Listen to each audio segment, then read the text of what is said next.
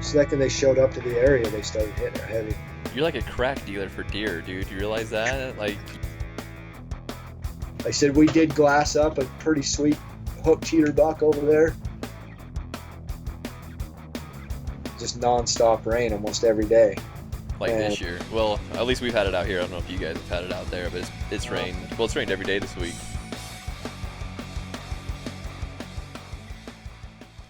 What is up, guys? Welcome back to the podcast. This is the Extreme Hunting Podcast, and I'm your host, Taryn Hunt.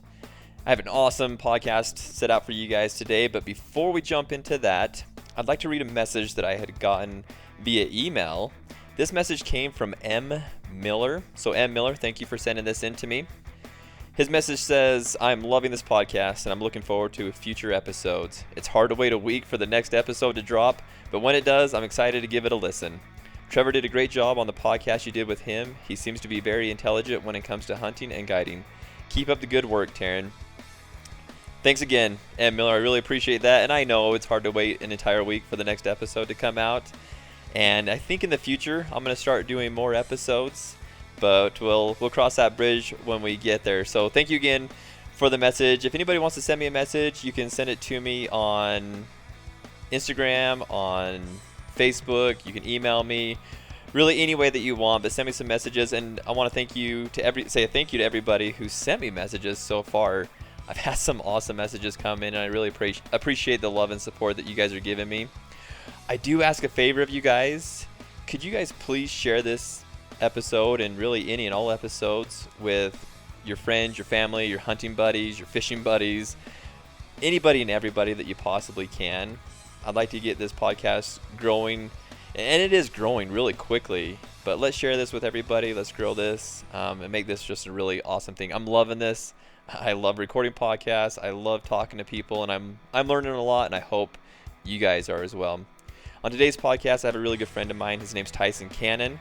I've known Tyson for quite a few years, and this guy, I mean, I love studying hunting, and I do it a lot, but this guy takes it to the extreme. He is very intelligent, especially when it comes to putting in for hunts and what units to put in for summer scouting. He has an outfitting company, so he spends a lot of time in the mountains, and he's very, very smart. So I hope you guys like this podcast. I think that you will.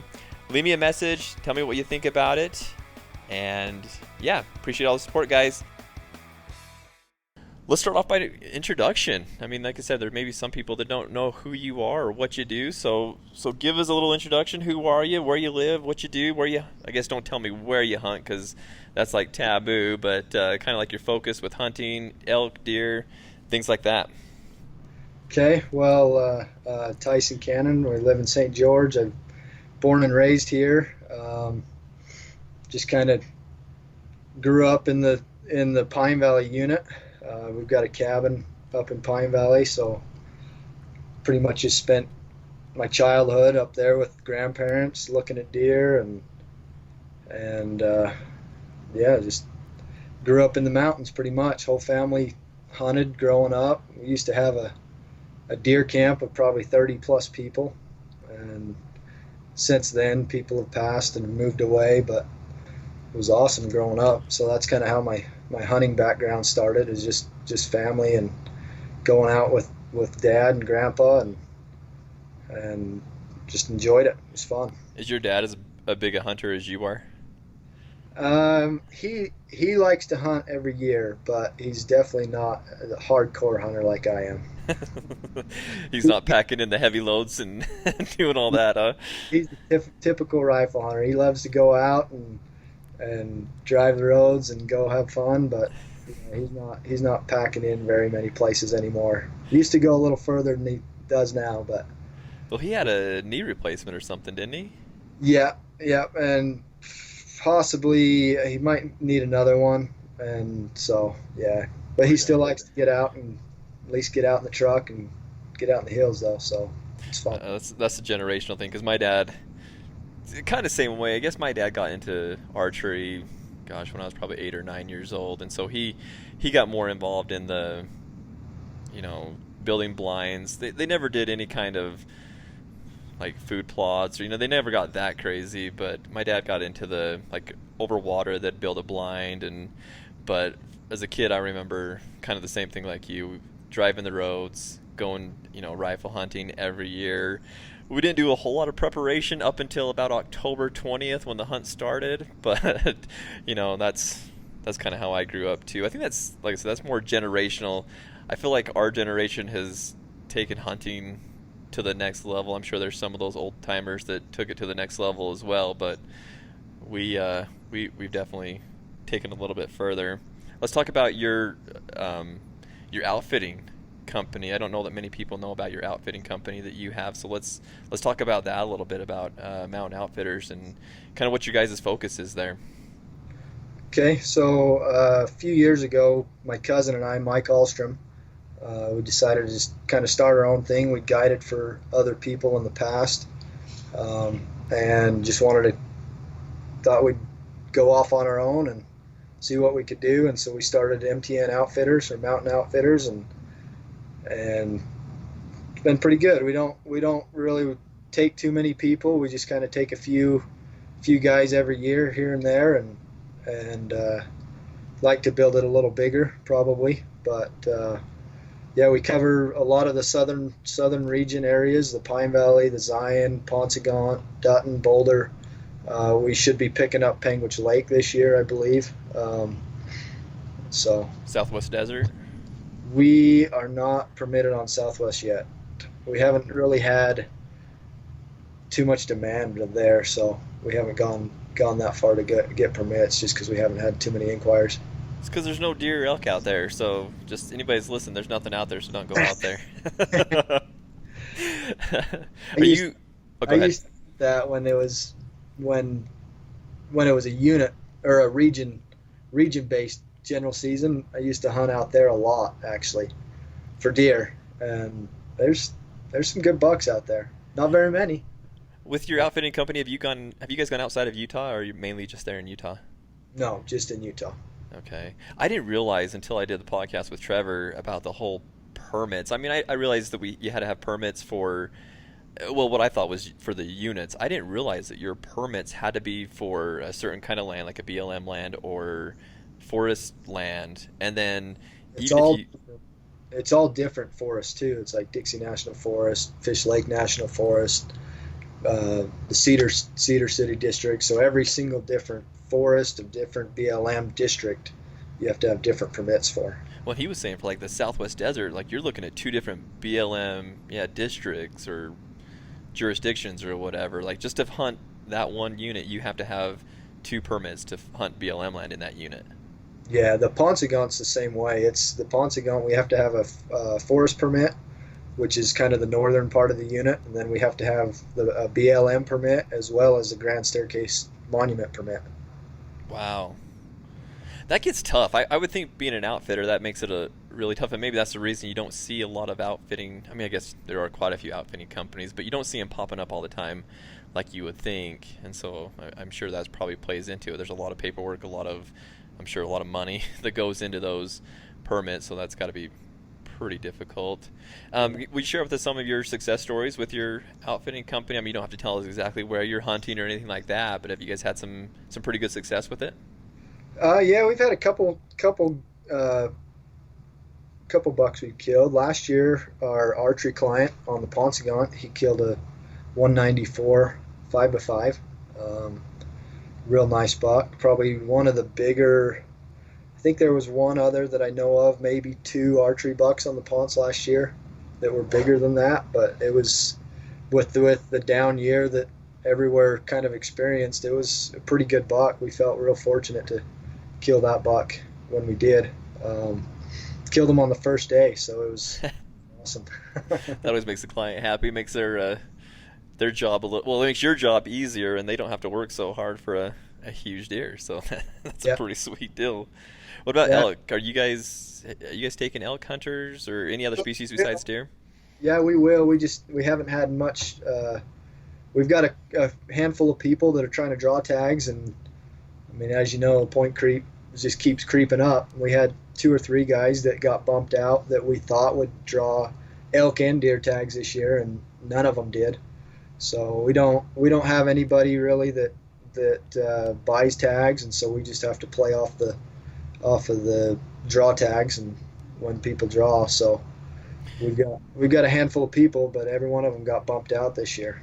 So Dang, Utah and that point creep, and that's actually one thing that you and I need to do a separate podcast about is the point creep and how to put in for hunts. And I know there's resources out there, the Go Hunt and all that people can use, but I think well, I know you use other resources as well. So I've had a lot of people ask questions about drawing tags, and especially in Utah, and I'm not really super smart with how to do all that. I mean, I know what I'm applying for, and you've helped me a lot with that, but I'm more here in Colorado. I can help people out a lot, but we got to do a podcast in the near future about talking about point creep and how to put in and how to kind of use the system to your advantage. yeah, for sure. So, what's your guys' goals for or plans for this year? Do you guys have hunts booked and kind of ready to go for this year? Yeah, we've got a few hunts booked this year. We got a couple Pine Valley guys this year, so looking forward to the archery hunt. And then we've got a Paunsaugunt. We booked a management hunter over there, so look out, big old 3-points. Here we come. Hey, I like a good big old 3-point. My father-in-law, he was the slayer of big 3-points on the Pine Valley unit. In fact, I'll have to post up some pictures of some of the 3-points that he shot, but they're huge. They are huge deer. Yeah, I don't think, I've seen some absolute freaking giant 3-points especially on Paunsaugunt, but even on Pine Valley, there's some big 3-points. I killed a 2x3 last day of a rifle hunt, probably 7 years ago.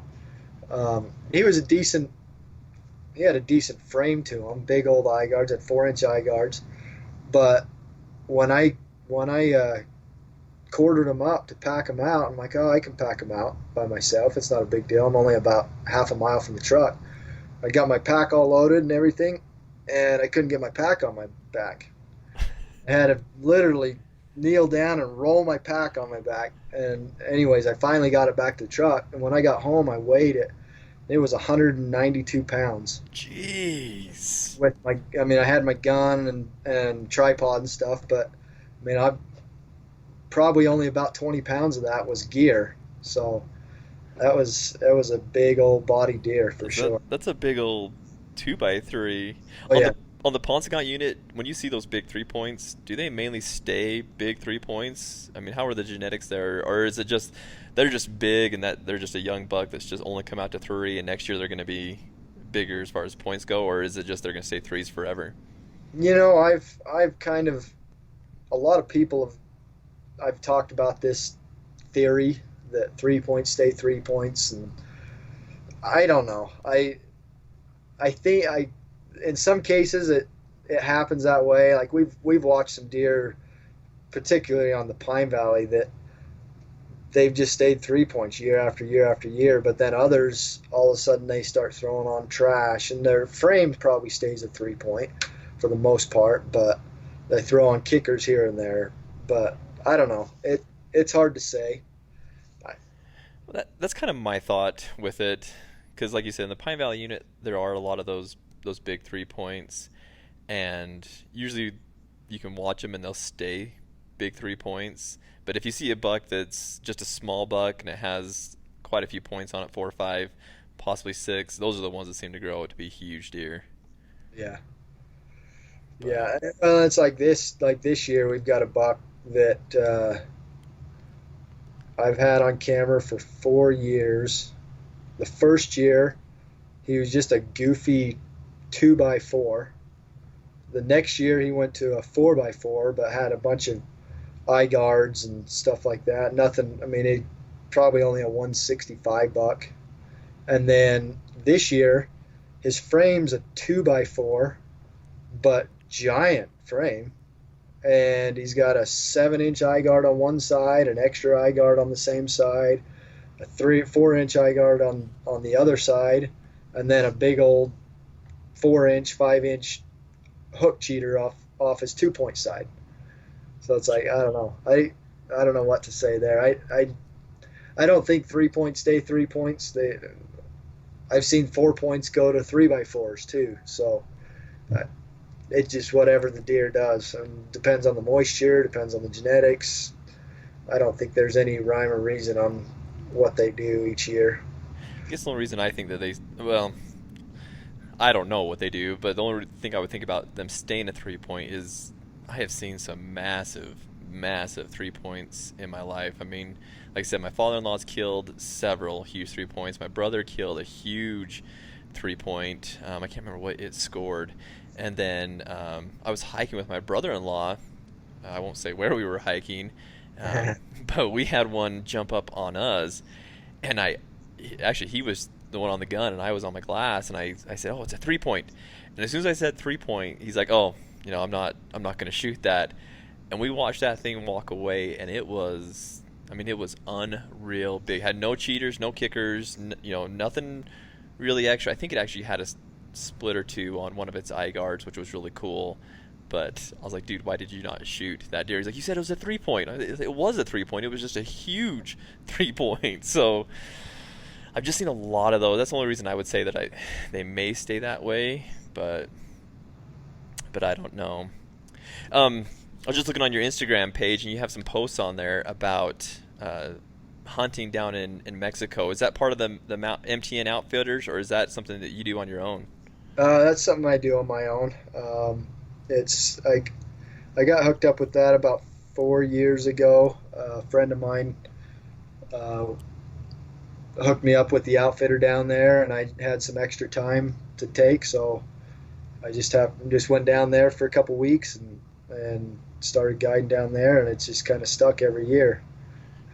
It's been pretty fun. It's nice to go from, even in St. George, it's 40s in January to 70s and 80s down there.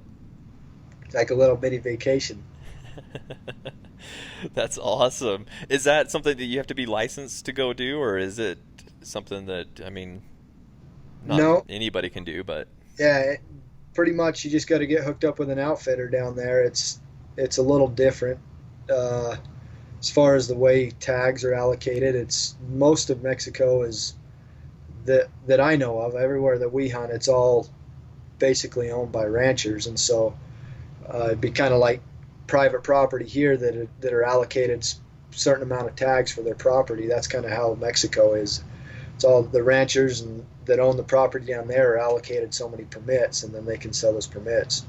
And so typically there's an outfitter that's tied in with different ranchers down there, and that's who kind of sells the tags for them. are they pretty are they pretty expensive tags? I mean, you maybe don't have to give us exact numbers, but are they, for poor men like me, is that something that would be a possibility to do? I think they have some, depending on where you're at, there's going to be self-guided and guided. I've seen tags, mule deer tags, go as cheap, probably not lately, but you're probably looking at 55, 5 to 75 for a self-guided hunt, and I think you're probably somewhere between 13 to 18 for guided hunts down there now. But you guys are shooting some monsters down here, and if anybody has a chance, hop on Instagram, look at Tyson's Instagram page. You guys got some monster bucks you're shooting down there. Yeah, we've killed some big deer. I've been real fortunate to be on the same ranch year after year, so I've really learned it really well. And the owners of the ranch are amazing, awesome guys. They love hunting just as much as I love hunting, and so they're always scouting and setting cameras during the year. So when I get down there, they make my job easy. They just tell me where everything's been, and I just kind of start looking around. And I mean, they've kind of patterned a lot of the bigger bucks at that point, and so we just kind of go off of what their scouting they've done through the year. I've been real fortunate. I've killed three bucks over 200 with clients down there. Wow. Is this an all-inclusive hunt? Like, do they, I mean, lodging, food, everything on, I'm guessing with that price, it probably is? Yeah, so the ranch I'm on, it's guided, lodging, food, everything, all inclusive. They'll pick them up. They'll pick up the clients on on the American side, and then transport them across and take them to their ranches that they have tags for.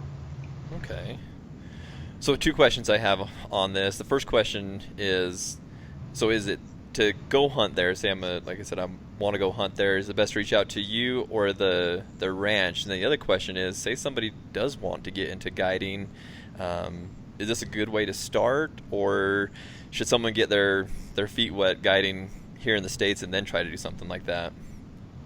Either way, I mean, I guess as far as getting into guiding, it'd just be reaching out to an outfitter down there, as well as here. I mean, here you've got to go through a few more state regulations. You've got to get, at least here in Utah, you've got to be state licensed as a guide, and have an outfitter back you. But that goes. I mean, it goes just trying to find somebody that guides, and just get in that proximity and talk to an outfitter and get set up with them. Same with Mexico. You just have to get hooked up with an outfitter down there that sells hunts down there, and do the same thing and see if you can get on with their crew. Okay. Is it pretty tough guiding? I mean, is it like you're hiking mountains and you're doing a lot of work? The ranch I'm on, like I say, I'm pretty spoiled. I've got a well, I knew that. I mean, you've always been spoiled, but a lot of Mexico is really flat, nasty, thick country, and you're down there. You have high racks in the back of your truck, and so you'll have a driver, and you and the client are up in the high rack, which mine sits probably. Well, my feet are sitting about a foot and a half above the cab of my truck, so it's just really, really thick in some places. My ranch has a fair amount of just rolling knolls that I can run up and glass, and so it makes it nice to kind of break up the way you hunt. Where my cousins guided on some ranches that there is absolutely zero elevation, and you're high racking all day long, and that's how you hunt. And you got to be quick on the trigger. You got to be sure about, as a guide, you've got to be sure about what you're looking at. You don't want to tell your client to shoot when it may not be as big as you think, but some of those deer, you've got a split second to make that decision. Well, that's kind of why I was thinking about the whole getting your feet wet with guiding, and I don't know if you're one-on-one with the client there and it's all you as the guide, or if you have the opportunity to be a spotter. And I think being a spotter before you become a guide is definitely the better way to go, because then you kind of learn how to judge those deer, how to encourage your clients what deer to take. And so that's kind of why I was wondering if that's a good way to get into guiding, or if you're put in those kind of situations where you have a split second and you're like, yep, that's a 200-inch deer, shoot it. That may not be a good place for a brand new guide. Yeah, no, absolutely. That's a tough spot, because you are one-on-one with the client. And if you don't have any knolls, which a lot of places don't down there, you're just high racking, and so it makes it real difficult. Up here, that's the way you would probably get into guiding, would be hooking up with an outfitter and trying to get in with them to spot for another guide. Gotcha. So when you're down there, are you the one driving the truck, or do you have some muchacho that's driving your truck for you? No, so my driver's Carlos. He's one of the ranch owners. He's actually about my age, but he's been my driver all 4 years, and yeah, he's awesome. That's sweet. I can't speak very good Spanish, and he can't speak very good English, but for some reason we communicate really well when there's deer. Well, they know our cuss words, you know their cuss words. It all works out. Yeah, exactly. So going back, so if I wanted to go hunt that, is it best to reach out to you to guide it, or is it best to reach out to the ranch and get the tag bought and then request you as a guide? So there's really probably not requesting. You're just going to be at the mercy of what the outfitter has, I guess, available. So the outfitter I guide for is Sonora Pro Hunts, Brian Bundrick out of Arizona, and basically you get on his list as a client and you get on a ranch, and that's the way he set it up is that's your tag until you don't want it anymore. And so it's really difficult to get onto some of his properties because some of them are amazing properties, and so they nobody wants to let the tags go. But there are, I mean, things come up and people let them go, and so you want to get on his list, and so you can be called when a property opens up. Gotcha. Well, that's a good opportunity, I think, for people. I mean, listen to me talk like I've got a bunch of money. I don't have a bunch of money for everybody listening out there. But for anybody that does and wants a really good deer hunt, like you said, in January when it's quote unquote the off season for us, there never really is an off season. There's always something going on. But like you said, cold weather. It's freezing here in Colorado in January, so the opportunity to get out of Colorado, go down to Mexico and hunt, I think that would be freaking awesome. Yeah, it's a blast. I mean, last year, obviously, we had a fairly cold snap in December and January. It happened down there too. I mean, there was days that hit almost. I think actually one day hit freezing, and everybody was ready to wrap it up and call it a day because they were done with that crap. And it warmed up about 4 or 5 days into it, and we were back into the 60s and 70s. And I think a couple days actually hit 80, which is definitely a little too warm to hunt deer, in my opinion. But it is what it is, and it's still fun. I mean, Well, so especially sitting in a high rack with that sun beating down on you, 80 degrees. Whew, yeah, that gets sweaty. That gets moist in a hurry. I definitely come back with a new tan, that's for sure, I'll in bet you January. do. I bet you come back pretty stinky too. So I'll bet Sid loves that. Yeah. Hey, so being a guide and I just know you and what you do. I want to talk a little bit about summer scouting. I talked to Trevor a little bit about it, just because you guys, again, as guides, this is what you do. This is your living. That I mean, you guys know it better than any of us Joe Blows do. But we try to pick up any nuggets of information that we possibly can get to help us improve our game. And not that I can be out sitting behind glass every single day all day long, and I know you can't, or there's a lot of people that can't, but for you guys that do spend several hundred hours a year scouting, I want to talk a little bit about that and see if we can't get some information to help people out, especially this time of year. I mean, that's what we're all doing. I saw your post on Instagram as well about the 400 trail cameras that you bought, so I'm kidding. I'm kidding. But I want to talk about summer scouting, and I want to start off by talking about food plots. And I don't want to get into too much details. I don't want to know where your food plots are or anything like that. But I know that you have a history of it and know a little bit about it. So let's talk about the good, bad, and the ugly of food plots. I mean, are they worth the effort to do it? If they work, they're amazing. 90% of the time, they don't work. How much? 90% of the time. Oh, wow. 90% of the spots I've ever, and some years I do more than others. And I mean, for the most part, I'll start off with salt. I mean, salt's great early on. February to July, deer, elk, they all kind of hit salt pretty heavy that time of year. And then I use a few different attractants. You can go to Sportsman's or any sporting goods store and pick up different attractants. They all work. It's just a matter of you being in the right spot where the deer want to come in and actually eat what you got, I guess. So on Facebook and Instagram and all that stuff, you see this, everybody's using this critter lick stuff. I mean, is that stuff, it doesn't work, or are you a fan of it? I've never used critter lick. I've heard of people that have used it, but I personally haven't. I think it's fairly expensive for what you get. It seems like a glorified salt to me, which you can go down to IFA and buy a 50-pound block and break it up into different chunks, and I have pretty good outcome with salt just from IFA or whatever feed store you can buy it from. Mm-hmm. So that's pretty much what I use for the most part. Gotcha. And I think about food plots kind of similar to trail cams in that it's something that you got to go back and check every so often and make sure that it's still there and you're still getting animals to come into it, how often should somebody be checking their food plots? It depends on how many deer are hitting, I guess. Um, Okay. so obviously, the more deer, the faster they go through whatever you've got there. Do you see? So I live in Colorado where we can't do this. In Mhm. Utah, when I lived there, I didn't do hardly anything except for salt. But I mean, do you see a lot of deer coming into some of these food plots you have?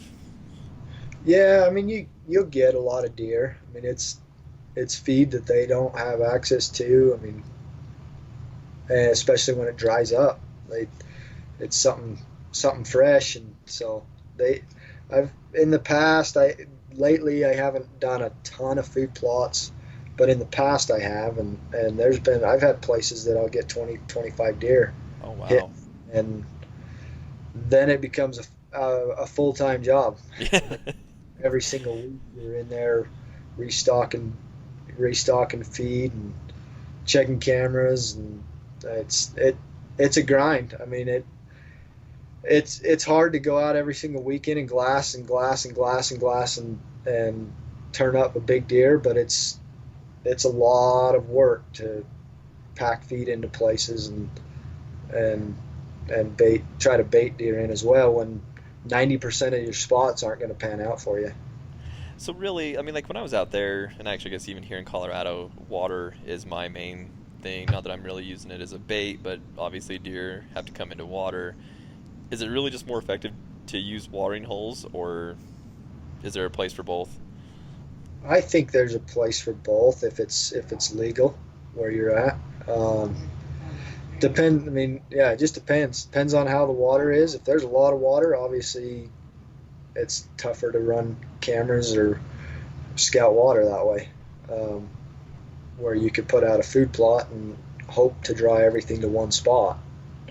But I hope anybody that's listening to this, if you don't know your state regulations on baiting, please look them up. I did a blog post recently on extremehunting.com that talks about several of the states and what the baiting laws are there. Like I said, here in Colorado, if it's, I think what they said is if you use bait to get to kill a big game animal in any way, shape, or form, then it's illegal. So really, any kind of baiting here in Colorado is illegal. Utah, pretty much free game. I don't think there's any regulations there on baiting, is there?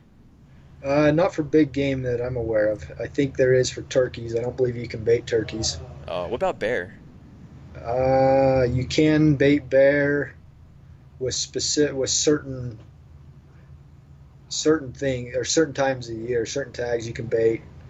There's regulations. I don't do much bear hunting, so I'm not familiar with a ton of regulations, but I do know there's some that you can bait and some you can't.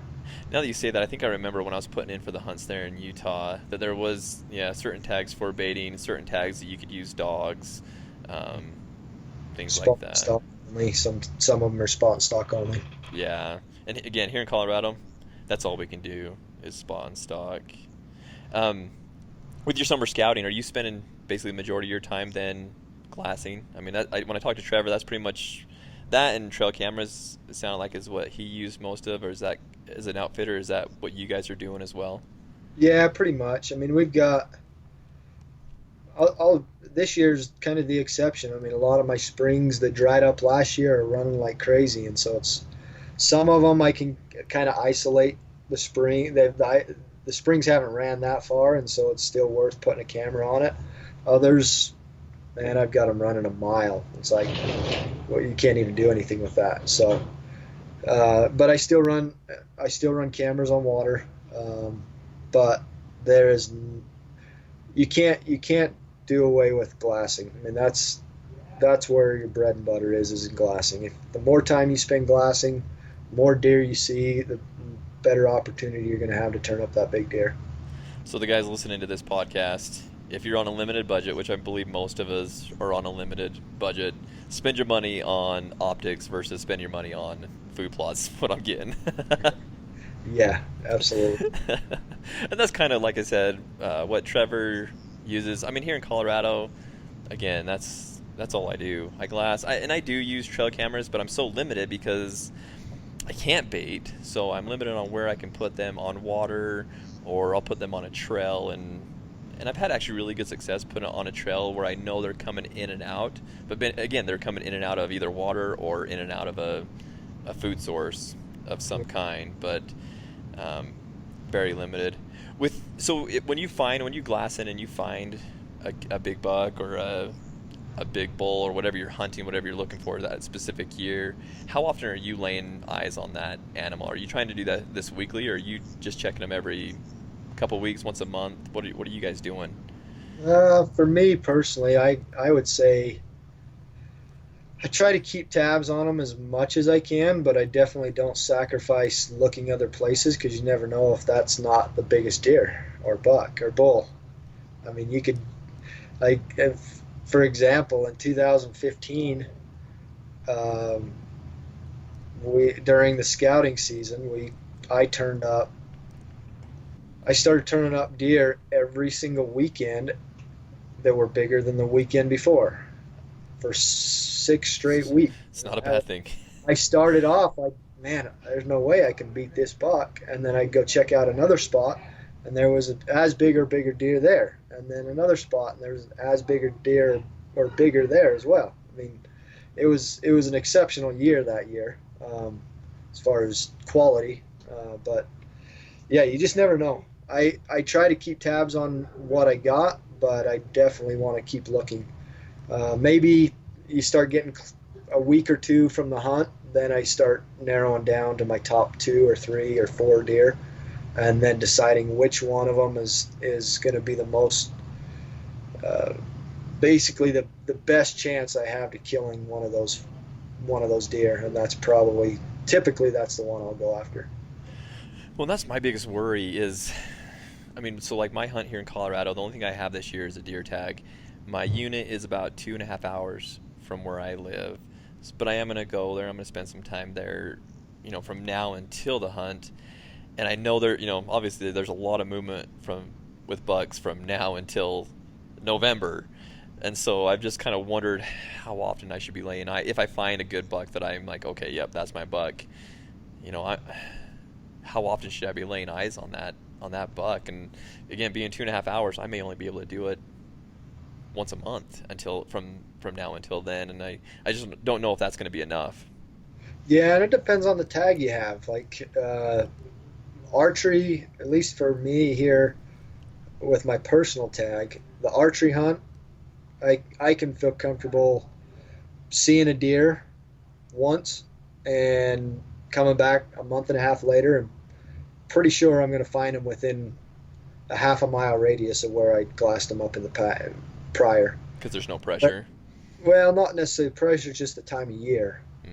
The deer, unless you have extreme pressure, I think you can feel comfortable finding those same deer in the same spots or in the relatively same spots. But you start getting closer to October, deer start moving, they start stripping their velvet, they don't come out as often, then it may be a little more difficult to stick to one spot where you've seen a deer in the past, or you may need to watch it more often at that point and try to see if a deer's maybe moving a mile away or whatever. Because I've seen a lot of deer not move very far, but just far enough that you don't find them from where you originally found them, and little did you know they're just over the next ridge. If you went a different direction and looked back at where you were looking from, you might be able to find them there. But then once you start getting into October, when you start getting a little migration and stuff, I start playing the migration patterns just from past experience, knowing where deer migrate through and stuff like that. That's kind of how I play my rifle and late muzzleloader game. And this is that exact reason why I'm gravitating more towards archery hunting, which I haven't done a ton of in my life. It's not something. I mean, I love shooting archery. I love hunting archery. It's really freaking hot when we're hunting archery. So that's been one downfall of archery hunting. But that right there, what you went over, is kind of the reason that I've started to gravitate towards archery hunting. Just because you can kind of pattern the animals, know where they're going. They're not really going to go far. There's no migration in that time frame, and so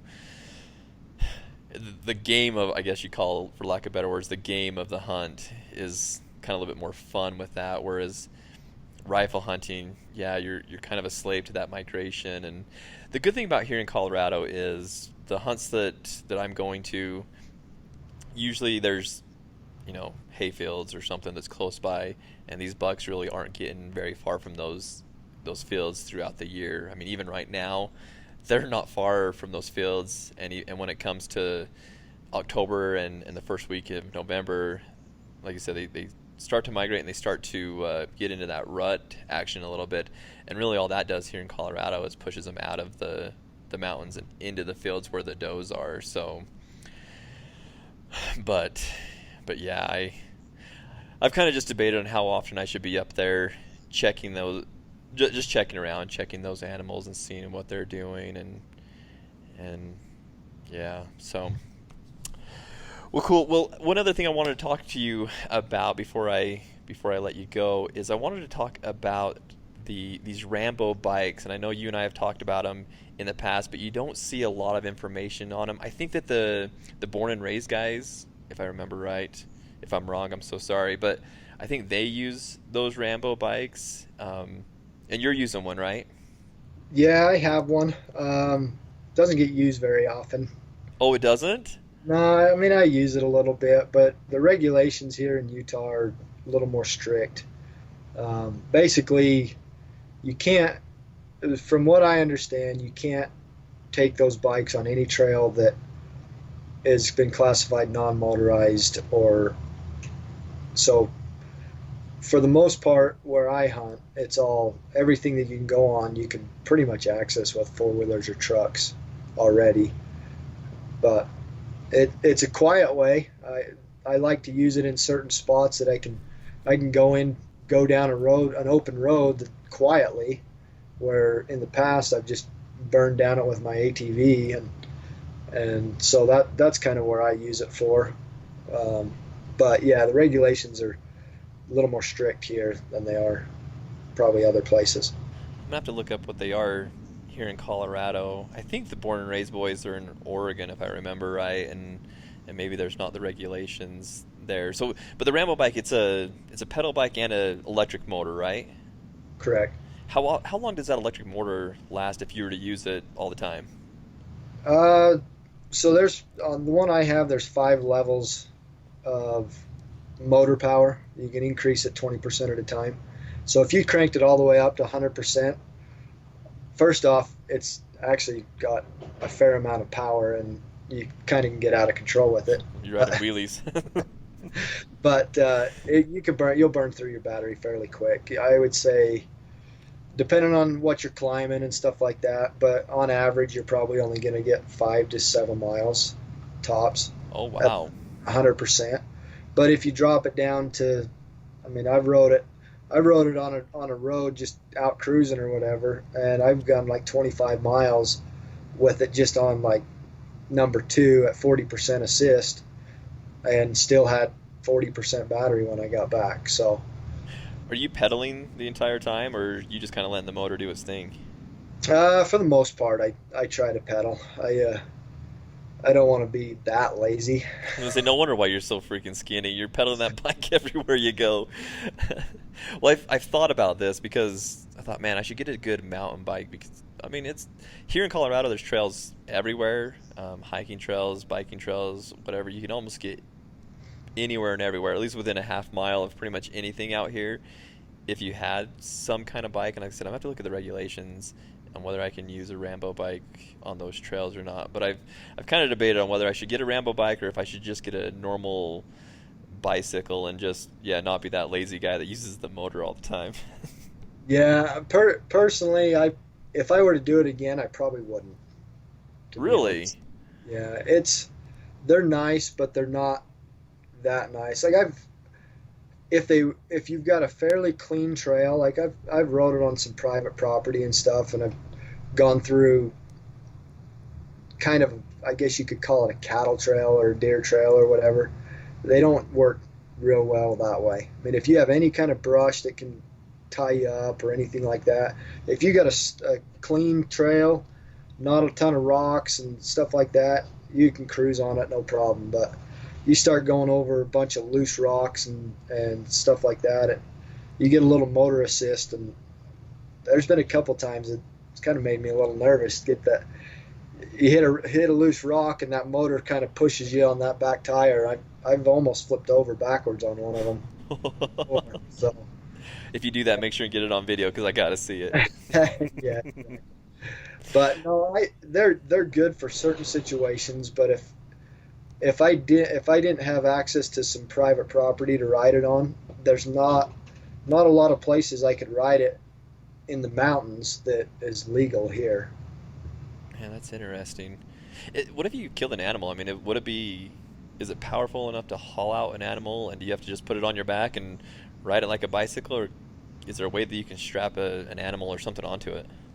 Um, I've gone in places with probably 50 pounds on my back, and it's a struggle. I mean, just the weight on it. If, like I said, if you had a decent trail to ride it on, it'd be great. But you start getting a little hairy trail, and it's not the friendliest bike to ride. So you pretty much have to have really good conditions. I mean, to me, it sounds like maybe just a mountain bike would be the better way to go, just to give you a little bit of relief. I know there's several people that are out there that hunt on mountain bikes. I can't remember. I remember listening to a podcast recently that they were talking about using mountain bikes a lot, um, which would be kind of nice. Like you said, even if it's 50 pounds, you throw it on your shoulders and you burn down a trail going uphill. Obviously, you're going to be walking along the side of that bike, but Yeah. even if you could take that break while you're going down a hill, that would be nice. But I'd much rather spend, $500 on a mountain bike than what those Rambo bikes are going for. Yeah, I would probably lean that direction if I was getting a bike. The places it's going to benefit people is if you're in an area that has some old logging roads or whatever that you can take a bike down that's blocked off to ATVs and vehicles, but they're still fairly decent roads. I mean, there used to be a vehicle road, so places like that, bikes are great. But other than that, if you think you're going to go run up that deer trail that looks really good because you can hike it really well, yeah, it's not that case. And that's mostly what's here. I mean, it's not deer trails; it's hiking trails that people hike on. Because there's, here in Colorado, everybody's got to be some kind of hiker. They show up in their Subaru and they go hiking. But I was hoping to be able to hop on one of those Rambo bikes and be able to cruise up one of those, but it doesn't sound like that would be a possibility. Yeah, and some of them you probably could. Others you wouldn't. I mean, it just depends on the trail. Hmm. But That's if I had to do it over again, I don't think I'd spend the money on it. Well, that's good to know. I think that's going to be helpful for a lot of people because I know it's something that's getting a little bit more attention as some of these podcasters and YouTubers are using them. I know there's a few people that are sponsored by them, so they're trying to get their word out. And like the Quiet Cats, those have been out forever. I've got a buddy that goes hunting. He has an old Trials motorcycle, and he loves that thing. He's like, if I had anything to use in the mountains, that's exactly what I'll always use, that thing. So maybe look at doing something like that instead, and a mountain bike. But I don't know. I'm just kind of sick of hiking everywhere I go. I mean, I don't have a four-wheeler, I don't have a motorbike or anything like that, so I'm pretty much just hiking everywhere I go. So kind of looking at a different alternative to. Yeah, and that was kind of my mindset when I bought it, was there's going to be places that it's going to save me some time to get in and out of, and then after I bought it and got looking at regulations and places that it really can go, a lot of my spots that I thought I could go either were eliminated because they're illegal to go, and or they were way more aggressive than they felt like when I was hiking them. And you start sticking a bike on there, and it's like, oh, that's pretty sketchy. I mean, I don't know. They're great for certain situations. They're horrible for others. And I've always kind of envisioned, I love shed hunting, and I think that would be, I've always envisioned having like a stack of sheds on my back, on my Rambo bike, just, cruising these little trails. But Doesn't sound like that's gonna happen. I just like seeing a stack of sheds. That's all. I mean, for starters. Yeah, but they get heavy, man. You get, 4, 5, 6 big elk sheds on there, which I'm not saying that happens very often. Don't get me wrong. I'm not the best shed hunter in the world, but man, that's a heavy load. I was gonna say I think I've only had one, and I'm not a huge shed hunter. I get out once in a while, but I think I've had one trip that I've had to divvy up some sheds because it was too much weight for me. But those are good times. But You yeah, only go shed hunting when I make you go shed hunting. I just too much else going on. Amen to that. Well, let's get this thing wrapped up. I got to go put out some trail cameras tonight, so I got to get out and do that. But before we go, where can people find you? So we've got an Instagram page at MTN_Outfitters or Outfitter. Sorry, no S. Or you can contact me at 435-668-4124. Sweet. Is that the best way if someone needs, someone has that tag in their pocket, they're not sure what they're going to do there in southern Utah? Is that the best way to get a hold of you guys to get something set up? Yeah, you could DM us on Instagram or call me or text me. You could email as well as mtnoutfitter@gmail.com. And either one of those we'll be able to respond back. Okay, sounds good. And I encourage anybody out there, I mean, like I said, go check out some of the pictures on Instagram that Tyson has up on his personal Instagram as well as on the MTN Outfitter page. They do some amazing things. They know that country better than most anybody knows that country. They spend a lot of time in it. So I encourage anybody to reach out to them and get hooked up. So, well, Tyson, I appreciate you hopping on with me. We got a lot more podcasts to record in the future, so hope everybody gets used to hearing your voice. Sounds good. I appreciate you having me. Thanks, buddy. Thanks.